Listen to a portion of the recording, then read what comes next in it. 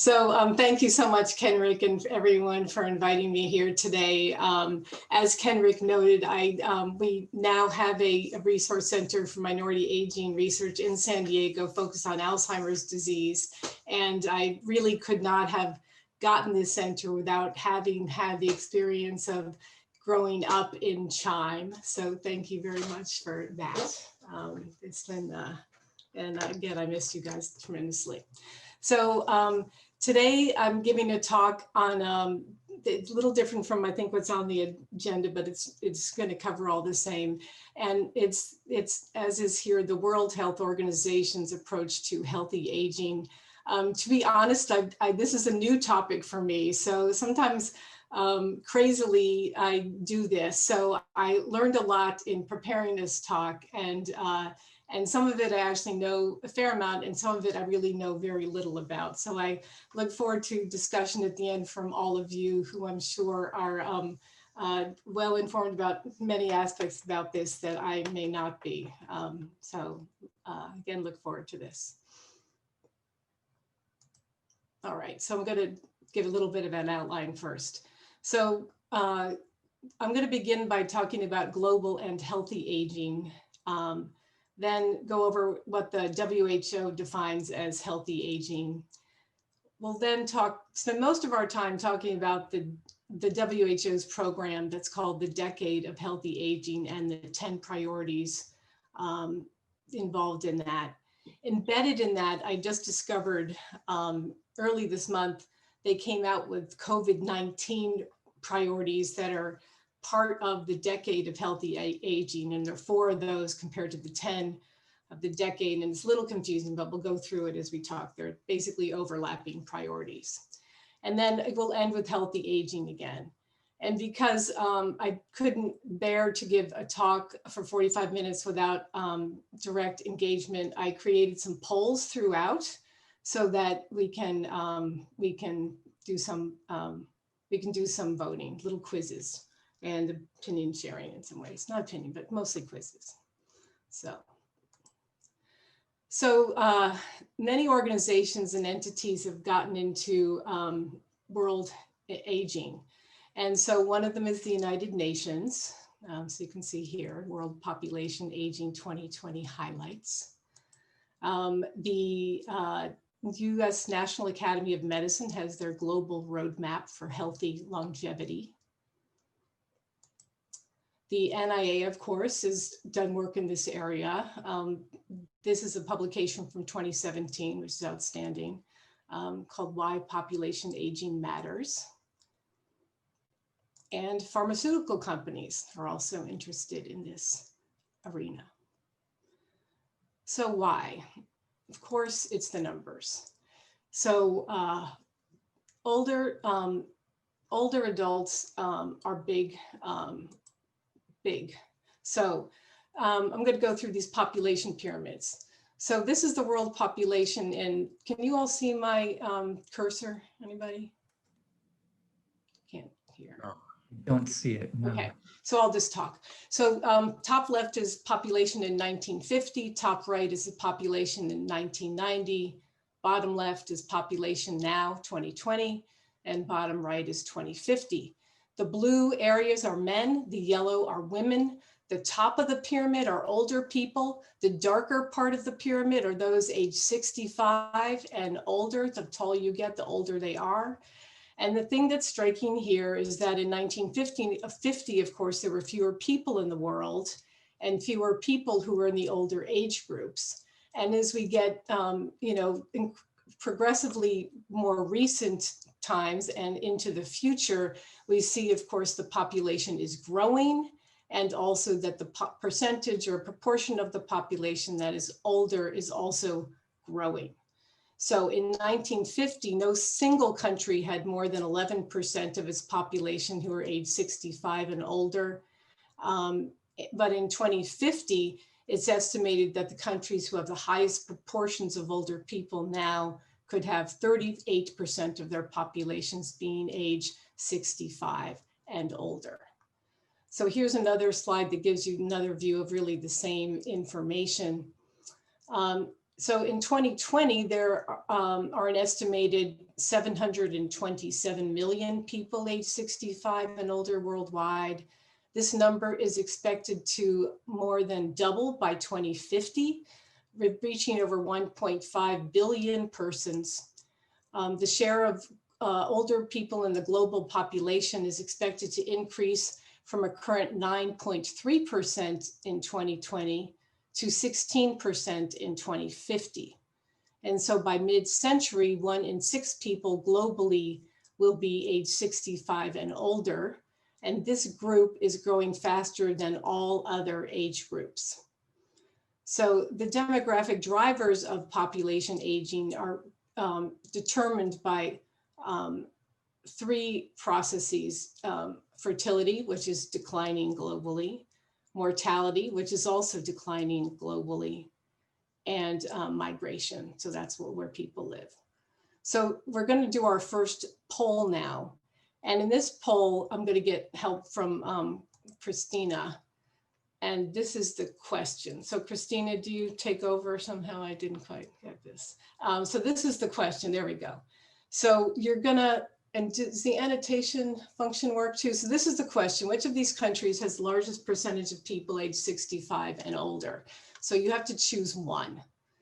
And I don't have the, oh, if you go to the top of your screen, you'll see there's a mute stop video participants polls.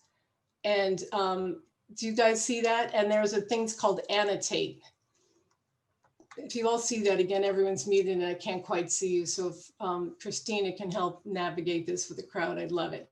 So if you see annotate, Christina, do you want to start talking people through? Yeah, it's up on, it depends where you put it on your screen, but where you see that it's green, you are viewing Alison Moore's screen. To the right says view options. The 3rd or 4th, you'll see annotate. So you click on that, and then you can hit the stamp button and hit the check. And then you can put a check mark where you vote. So I just put one in now. And so Dr. Wallace said, yeah, there you go. So you can do it this way or the poll way.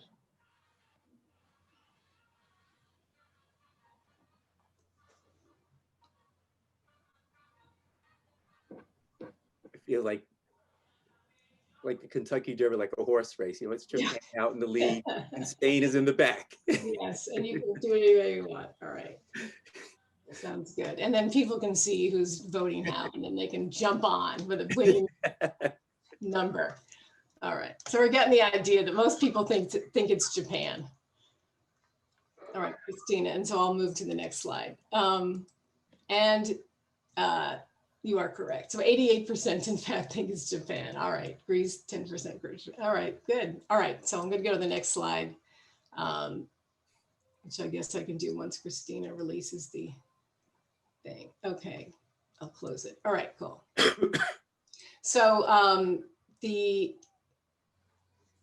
answer, there we go. So the answer is, it is Japan, and 28% of the Japanese population is age 65 and older, compared to Greece, which is 21%, and Spain, which is 19%. So the next slide I'm going to show you is a world map, which has color coding on the proportions of people 65 and older. And you can see again that Japan is over here to the far right. I'm happy I know that. Anyway, and so they're the aqua color here. And then European countries and Scandinavian countries, a lot of them are the, you know, sort of closer to aqua blue or greenish blue. They're large numbers. 20 to 25% of people in those countries are 65 and older. And then we go down to 15 to 20%, a lot of North America, a lot of, you know, Northern Asia.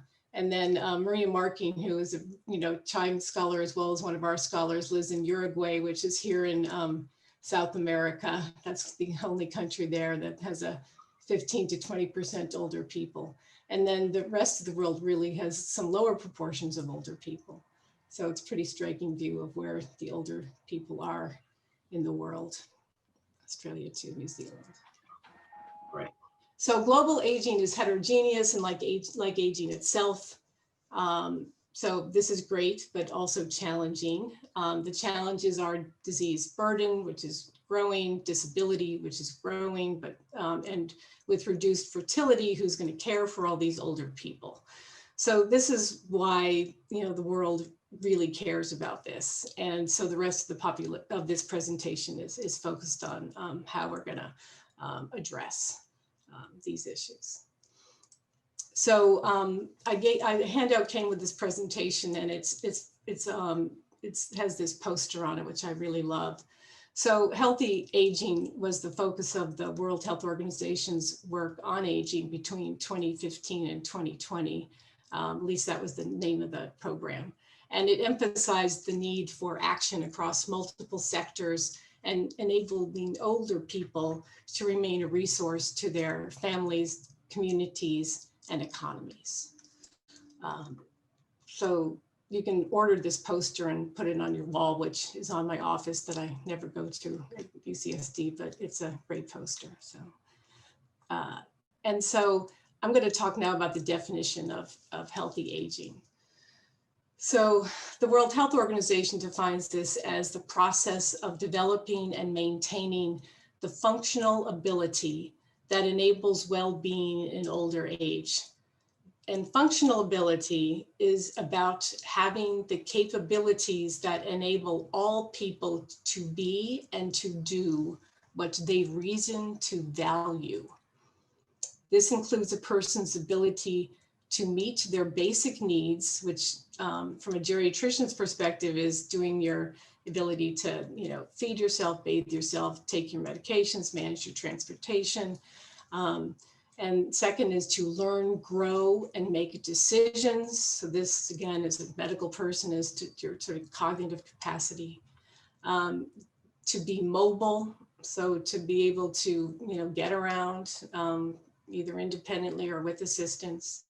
And to build and maintain relationships, so that's your social connectivity, and to contribute to society. So whether it be volunteer or working or other ways. So functional ability is made up of the intrinsic capacity of the individual and relevant environmental characteristics and the interaction between them.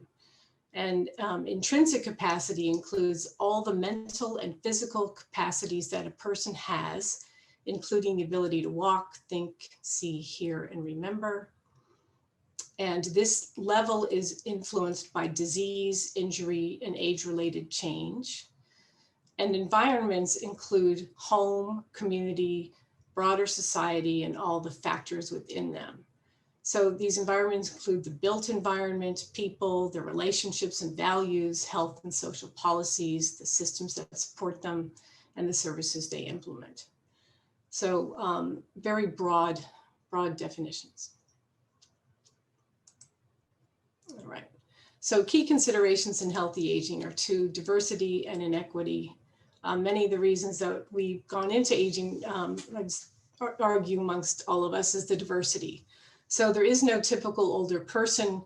Some 80-year-olds have high levels of physical and mental capacity that compare favorably with 30-year-olds. Others of the same age may need much support for basic activities. So inequity, a large proportion of diversity in capacity and circumstance observed in older age is the result of cumulative impact of advantage and disadvantage across people's lives. The relationships we have with our environments are shaped by factors such as the family we are born into, our sex, ethnicity, level of education, and financial resources. All right. And finally, healthy aging is about creating the environments and opportunities that enable people to be and to do what they value throughout their lives. Everybody can experience healthy aging, we argue should, and being free of disease or infirmity is not a requirement for healthy aging. As many older adults have one or more health conditions or other things that, when well controlled or managed, have little influence on their well-being. All right, next we're going to move into the decade of healthy aging. So this decade starts now, and it is an opportunity, as stated here, to bring together many different entities, governments, civil society, international agencies, professionals, academia, media, private sector, for 10 years of really action to improve the lives of older people, families, communities in which they live. And the 10 priorities for the decade of action provide really the concrete actions that are needed to achieve the objectives, I'm going to say, of the decade. And intertwined with this presentation are the COVID-19 priorities, and they're called action areas, and these came out just October 1st, and they're all relevant to COVID-19, and as stated here, they're key to safeguarding health and well-being, are strongly interconnected, and are intended to improve the lives, again, of older people, their families, and communities. This is a theme you'll see throughout. So these are, as I stated, going to be embedded within the presentation of the 10 priorities, and you'll see they come as action areas A, B, C, D, or 1, 2, 3, 4, and they'll go out of order because I had to embed them in the priorities. So it'll be a little weird, but it'll be fine enough. I've practiced this enough, it'll work. All right, so priority 1, build a platform for innovation and change. So igniting change for healthy aging by connecting people and ideas around the world. So this priority is really, again, about connecting people. So it's to stimulate and guide action through discussions, dialogues, and creating an expert panel, and through evaluation and innovation via a global hub for evaluations and an aging innovation arena. So the details of these are available on the WHO website, which is really quite comprehensive. And again, this has just begun, so still lots to do. And they have a lot of within country information as well. Priority 2, support country planning and action. Countries get the skills and tools they need to create policies and enable people to live long and healthy lives. So these focus on capacity strengthening, developing national policy and strategies, and connecting actors to information and each other. Different kind of actor than we see in Los Angeles, of course. But so via a virtual information platform called the Age Friendly World. Priority 3 is to collect better global data on healthy aging. So what gets measured gets done. Together we collect accurate, up-to-date, and meaningful data on healthy aging. This begins with an analytic review of current data sources to identify gaps in measuring healthy aging over the life course and recommending how they can be filled, linking existing surveys and collecting new population data to enable countries to assess and compare health status needs and unmet needs, and integrating existing and new data into WHO databases, linking users, and informing a status report on healthy aging 2020. Number 4, promoting research that addresses the needs of older people. Research includes and benefits older people by answering relevant questions in innovative ways. So this will be done through developing a global research agenda on healthy aging, and creating a transformation network on knowledge translation for healthy aging, to develop and disseminate guidance for healthy aging research, support countries to build local research networks, link internationally, and ensure translation of research into policy and practice. And also they'll be doing focused research and evidence syntheses on key topics. I honestly don't know how these were developed or chosen, but they're important ones: elder abuse, falls, older people in emergencies, and humanitarian crises. Next is the first of our COVID-19 action areas, and you'll see it's number 3 because it links to a priority, which is really focused on this. So these are the sort of the call to action. First one is delivering person-centered integrated care and primary health services responsive to older people. So as many of us know, or at least believe, primary care is the most effective and efficient approach for enhancing the physical and mental capacity and well-being of individuals of all ages. Person-centered primary care with community partners should be integrated among settings and levels, including for clinical management and linked to provision of long-term and specialized care. So related to COVID-19, this pandemic has increased demand on healthcare systems, as we all know, limiting their ability to support and respond to many older people who have multimorbidity often and complex needs, including for palliative care, rehabilitation, and even dental care. And avoidance of essential health services is what many older people and all people really have done for fear of being infected with COVID-19, or they avoid them because they're worried that the health system is too busy and they don't want to further burden it. So this then reduces treatment or delays treatment and can cause problems with care and their health. So that's why this is an action area. So we're moving on to poll 2 now. And this is a poll. This will be done in a different way. But the question is, which of the following are ways to address action area 3, which is how to develop health services or systems which meet older adult needs. And some of these are researchy too. So you can include multiple answers in this particular question. And so the first choice is, and so this is check the box. And so first is limiting clinical trial enrollment to those aged 85 and older. You can start choosing now. Telemedicine visits with technical support. So providing telemedicine visits with technical support. Offering colon cancer screening for everyone. Offering drive-by flu shots. Requiring geriatrics education for all healthcare personnel, and prohibiting all hospitalized patients from having visitors during the pandemic. So now you can start choosing which of these you think is, I'm going to call age-friendly or positive for older people. Christina, do people need instruction in this part? No, it looks like folks are filling it out, and just maybe another few seconds, and then we'll share. Folks just need more knowledge. That's what I need.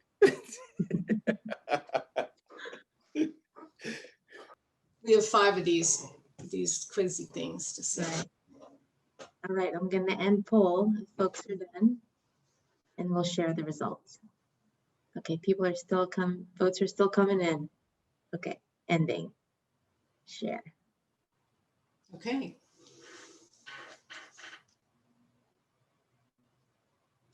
Okay, good. So, and you could choose multiple, everybody, just so you know. So no one chose number 1, which is great. So the reason 1 is not, or A, limiting clinical trial enrollment is not age-friendly, is that it then, of course, doesn't include people age 86 and older, and therefore does not tell us what that trial would relate to that age group. So we wouldn't know, and therefore they'd be excluded. Telemedicine visits with technical support, I would argue, is good for all ages. And older adults, some have more issues with technical support for these telemedicine visits. So technical support, yes, is a very positive thing. Colon cancer screening for everyone, some people select it as an age-friendly thing. There's guideline-based care now that that says that you should not do colon cancer screening for people age 75 and older. There's some value-based care people on this call. I know we could talk more about that. but that is the guideline. So everyone is not. So this is a thing that you'd say, no, that's not age friendly if you did it for everybody.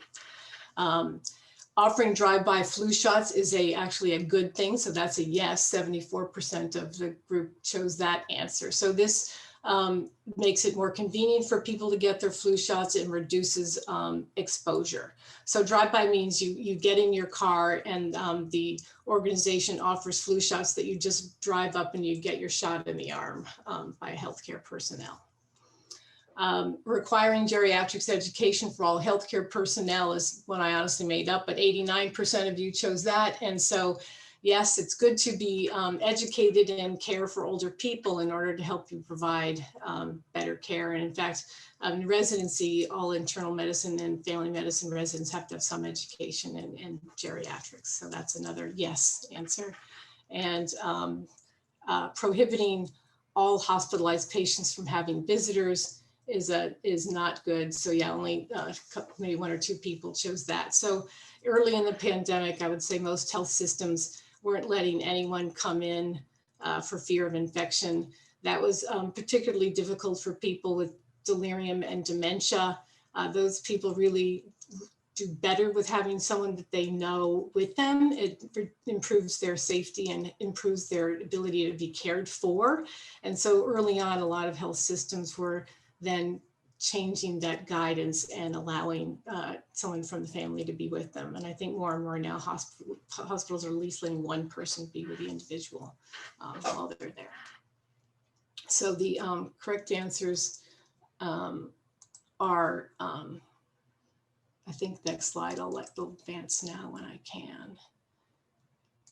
And you can see the correct answers are telemedicine visits, offering drive-by flu shots, and geriatrics education. All right, moving on to priority area 5, aligning health systems to the needs of older people. That's again this topic. So older adults get the health care they need where and when they need it.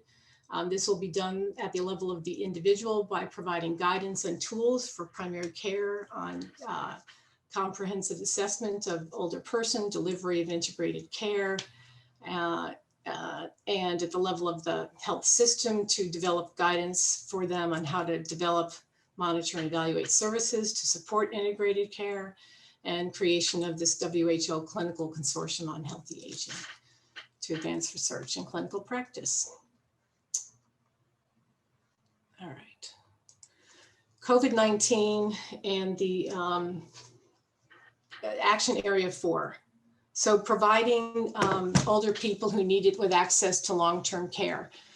So some people we all know reach a time in their lives when they need care and support to live independently, when they've experienced significantly decreased physical and or mental capacity. Access to good quality care, including palliative care, is essential to maintain functional ability consistent with basic human rights, fundamental freedoms, and human dignity.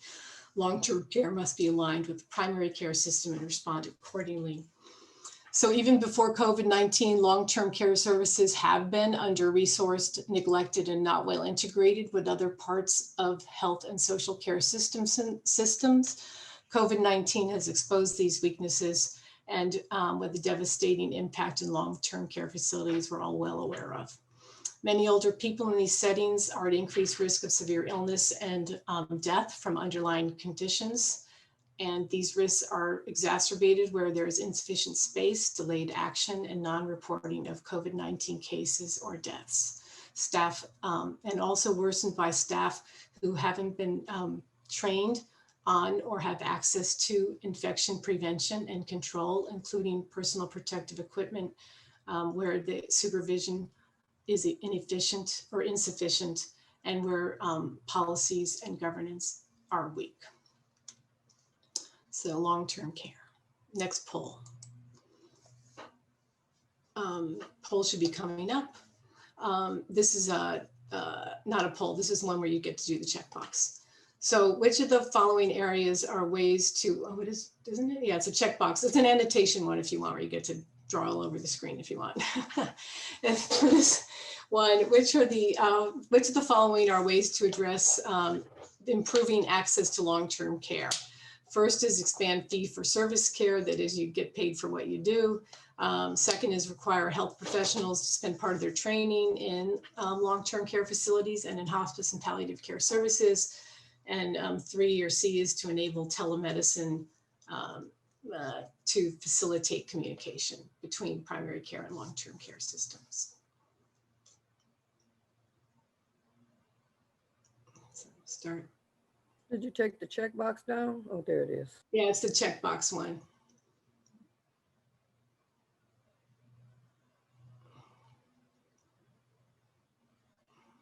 And you can start clicking all over.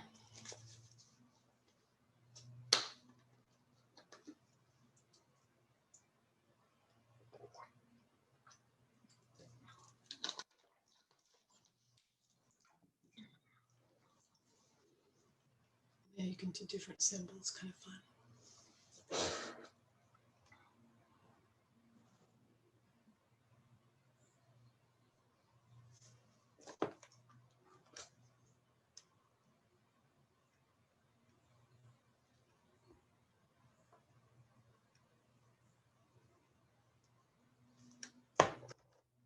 Okay, so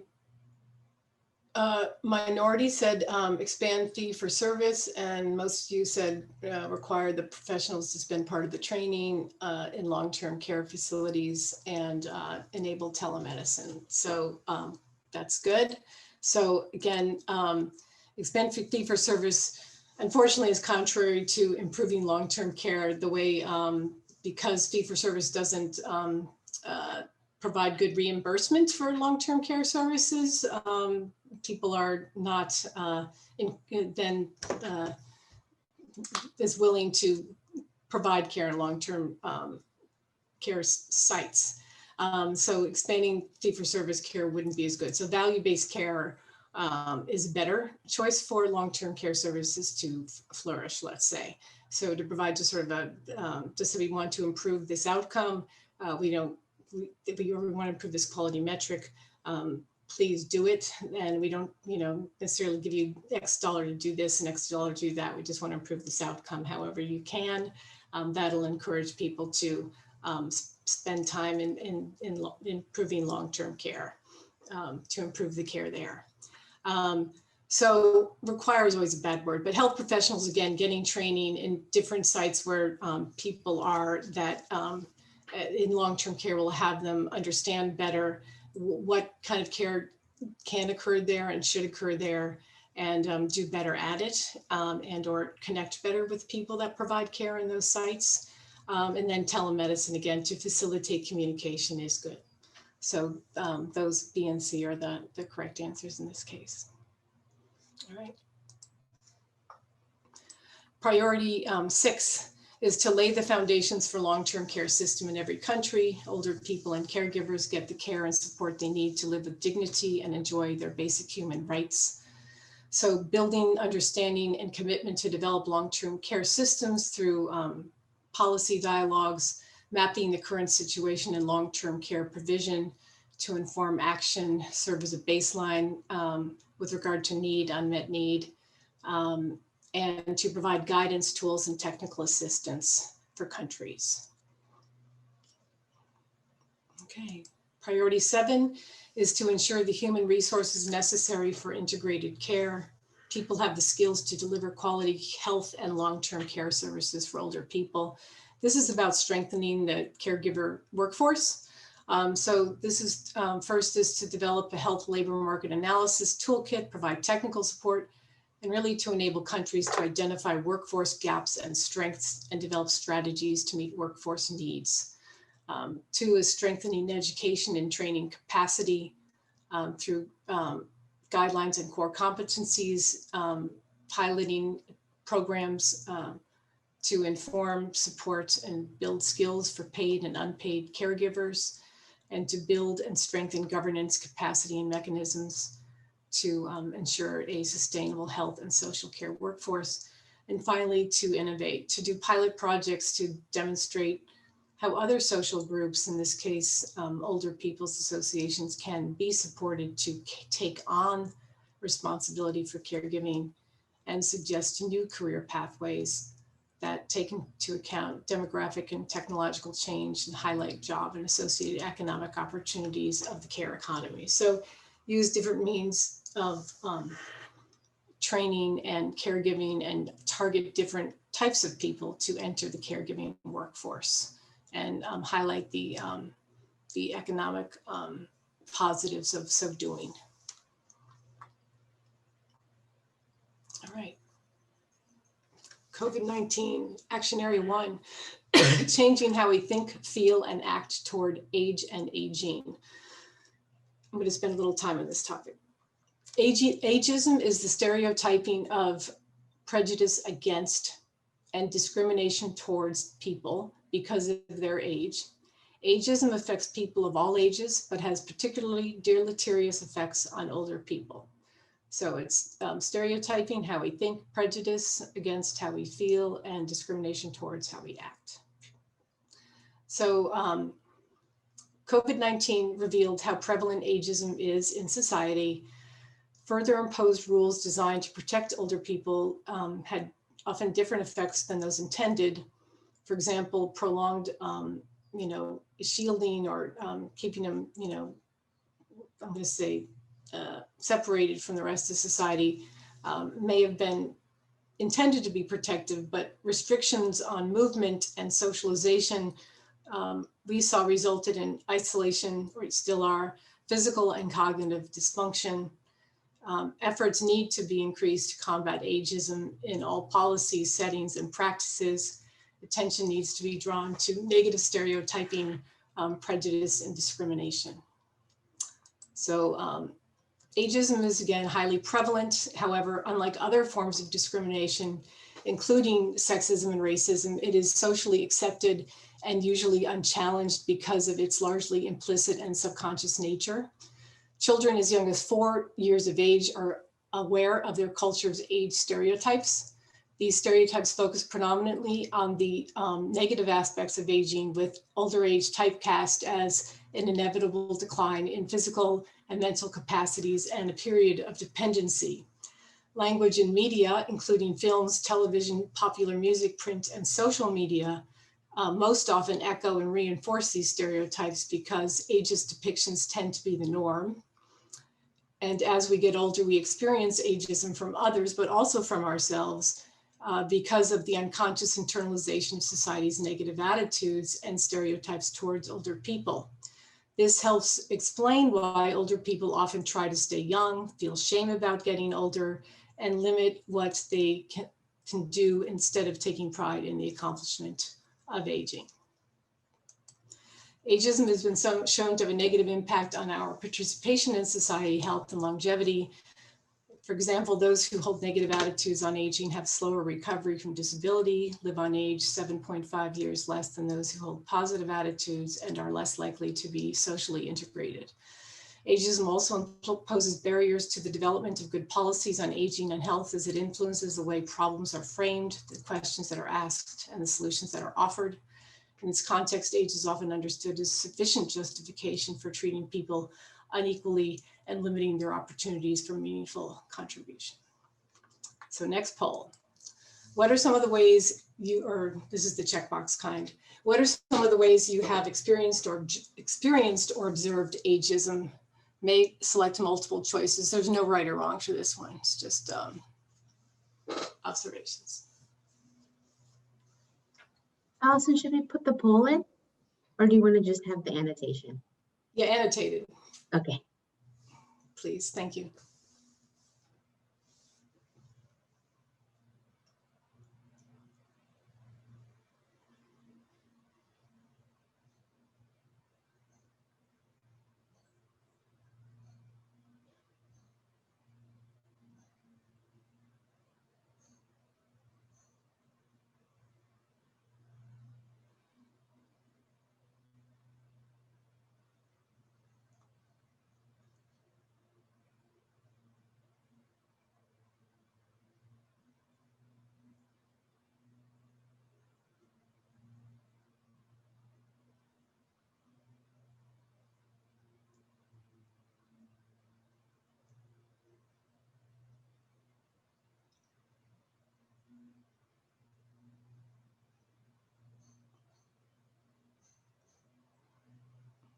Okay.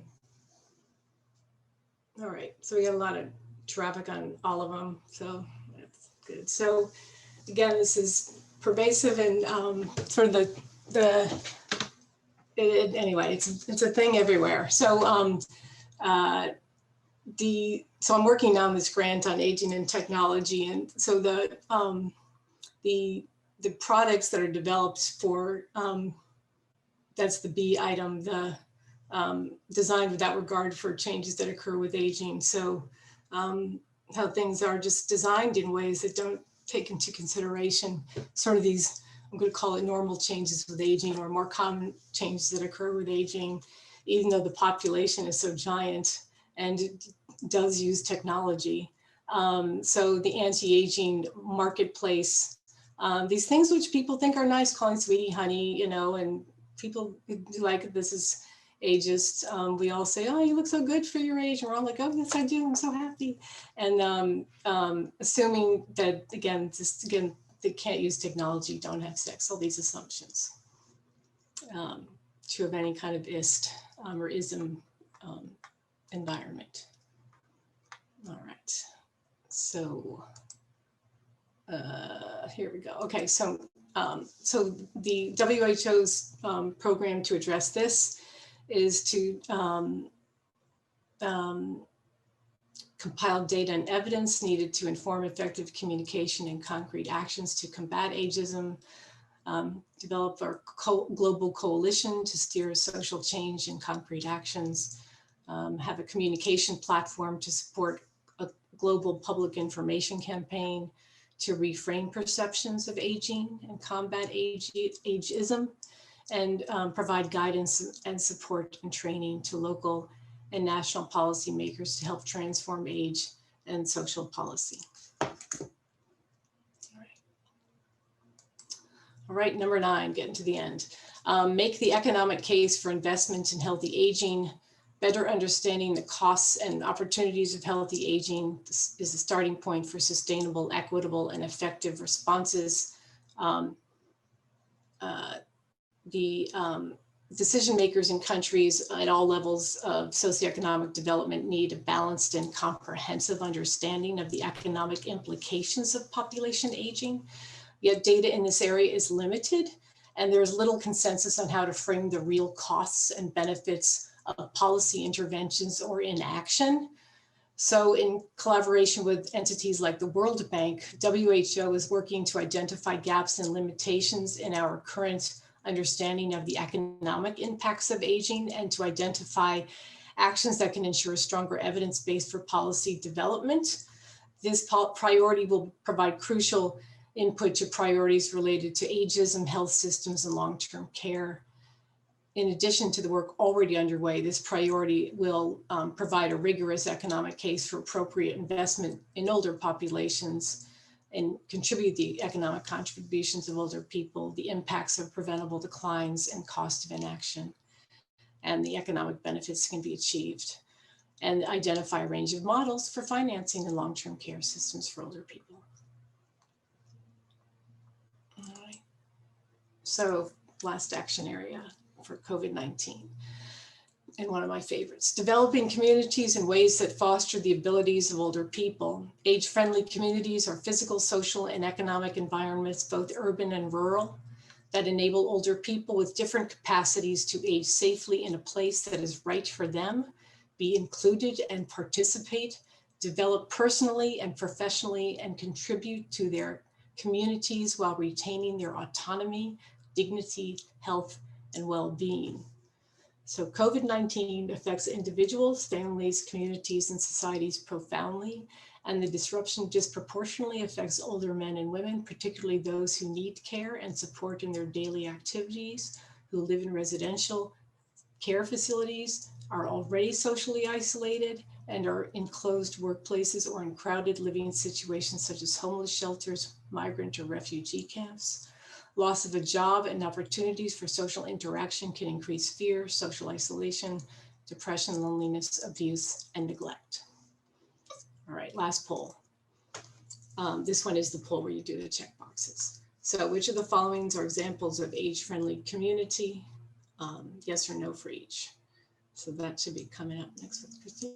Great, thank you. So this one you do have to click on the poll. It's too many options to the checkbox, be too hard. So an emergency department that asks caregivers to wait outside to prevent crowding. Inside the ED, bus drivers that are able to assist those with mobility limitations to their seats. Intergenerational social events during the evening that require private transportation. Public housing with narrow hallways and dim lighting. Pedestrian crossing indicators that announce when it's safe to cross and allow sufficient time for mobility impaired persons to cross safely, and providing information in print and broadcast media, as well as through social media and online sources.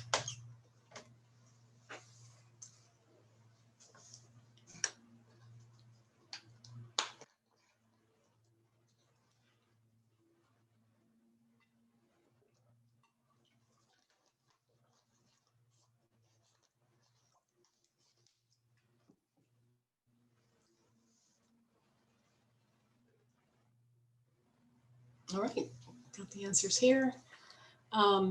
So no one chose the first one. That is great. So ERs that don't let people in with the individuals that are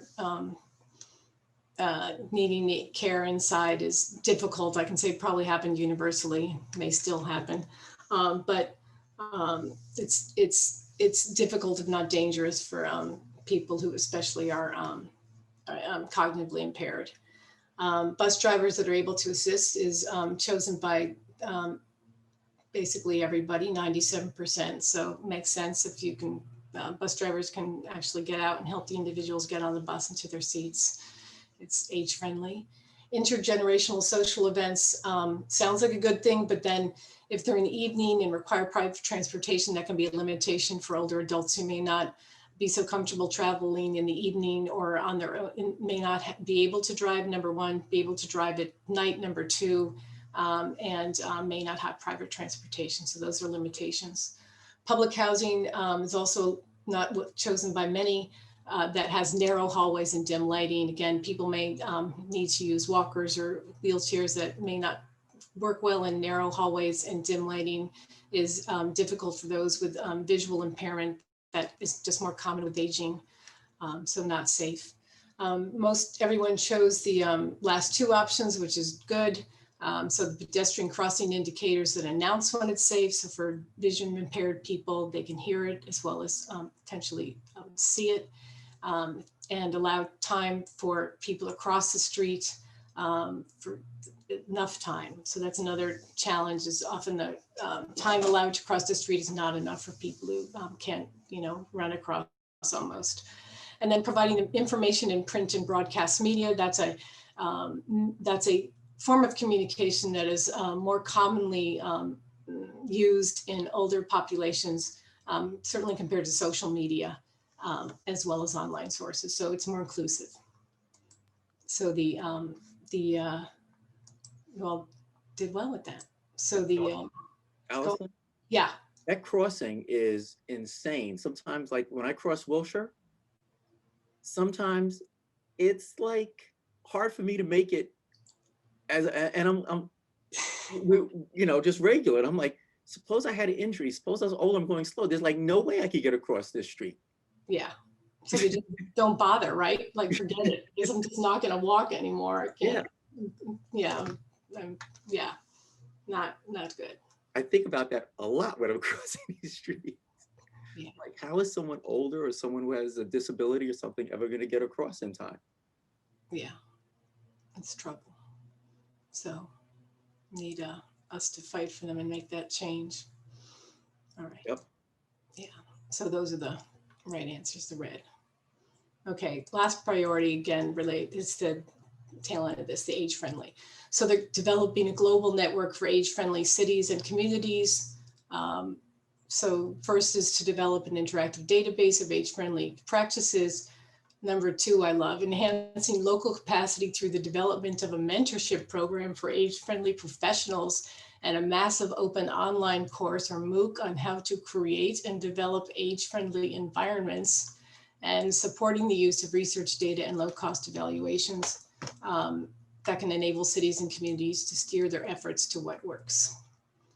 Okay, so in conclusion, the 10 priorities in order were: 1, build a platform to connect people; 2, country planning and action; 3, collect global data; 4, promote research; 5, integrate health systems; 6, develop long-term care systems; 7, strengthen the caregiving workforce; 8, combat ageism; 9, invest in older persons; and 10, create a network of age-friendly cities and communities. And so healthy aging is the theme of the World Health Organization, honestly, at least since 2016. I'm sure it's been before. This is a paper that outlines some of their work. So global aging is a major challenge and opportunity. Agencies, including the WHO, have developed and are regularly revising programs and policies to address global aging. We all have a role in addressing these challenges too, and create opportunities to foster healthy aging. And I want to thank you for having me here today. And for Mariana Romero and Lila Brody for helping me create the presentation, and Christine and Arturo for helping me create the audience engagement tools. So thank you. Now I can talk a little bit before the next presenter. Thank you, Alison. That was great.